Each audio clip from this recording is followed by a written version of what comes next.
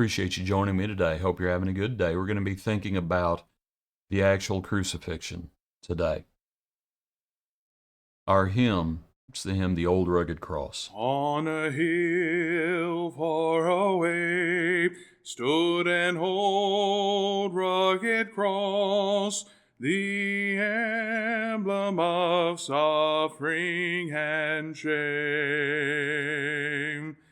And I love that old cross, where the dearest and best for a world of lost sinners was slain. So I'll cherish the old rugged cross,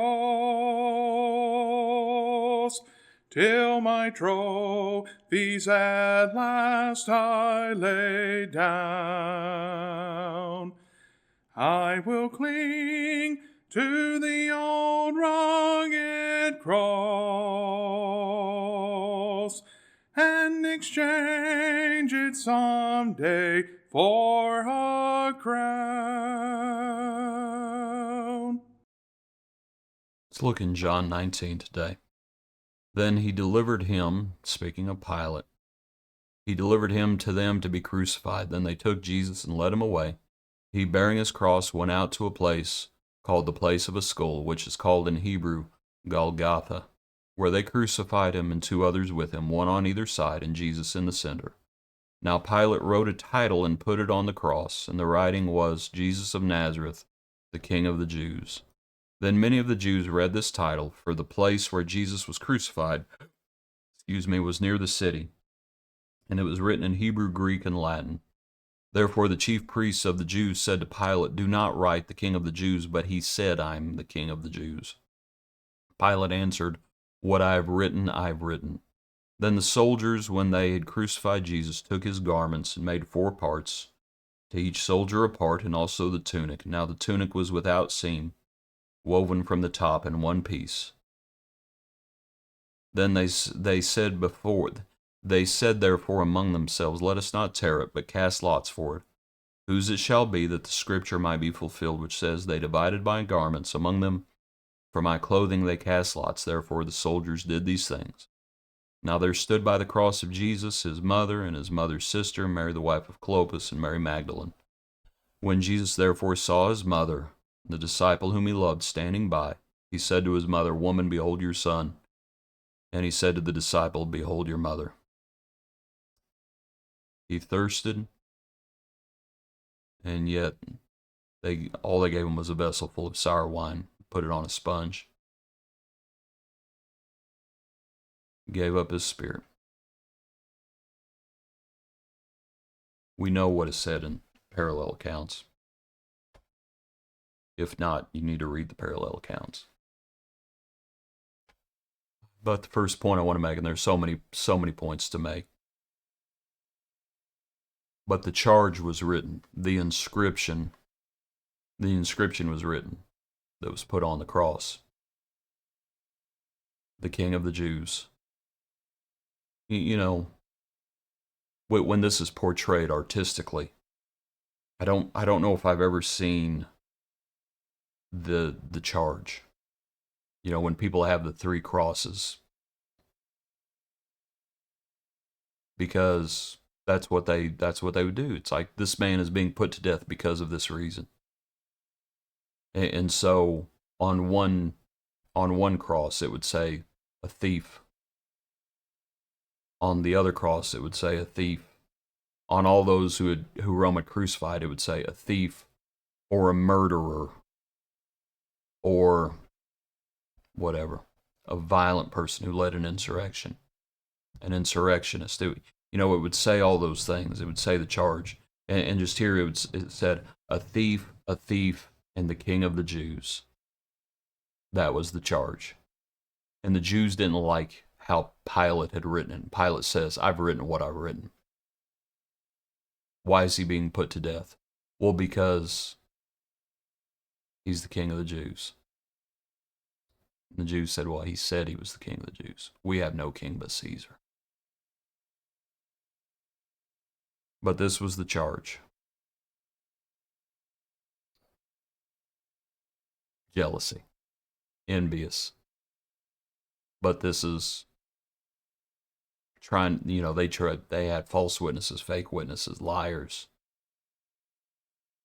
And finally, Pilate says, "Are you a king?" And Jesus says, "You've said it." He is a king. Not just the king of the Jews, though, is he?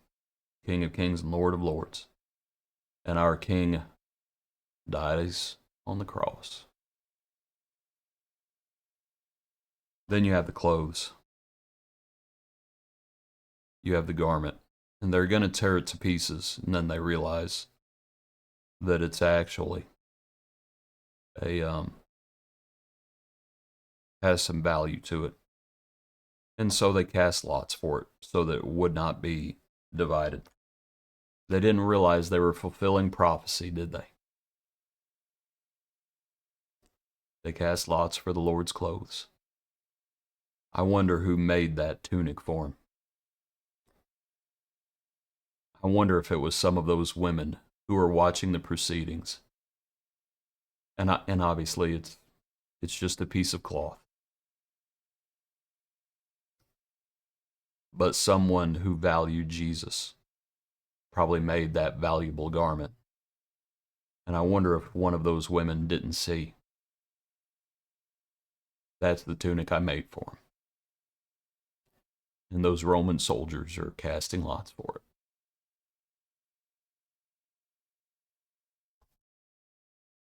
Here, it doesn't mention it in John's account, but it does elsewhere.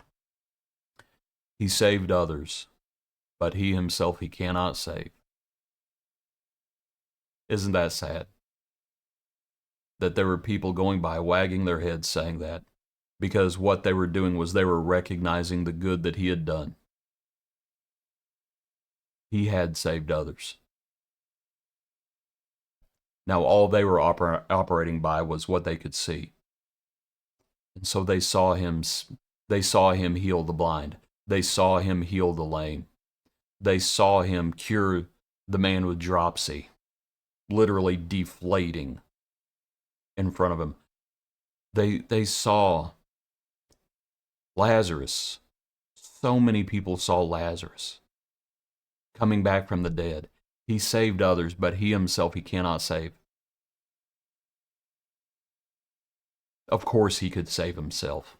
That's what they should have said. They should have said, why is he not saving himself? And then maybe they would have realized. Of course he has the power to save himself. He did save others. He saved others, but he himself he cannot save. And we're thankful he went to the cross. We're thankful for the prayer, not my will, but thine be done. And we're thankful he gave himself for the remission of our sin. And we're thankful he gave his body. We're thankful that he learned obedience even to the point of death. We're thankful for the example that he left of denying himself. And so, we come to the cross. We come to the cross to learn these lessons. Appreciate you. Hope you have a good day. Join us tomorrow for another portion of our daily praise.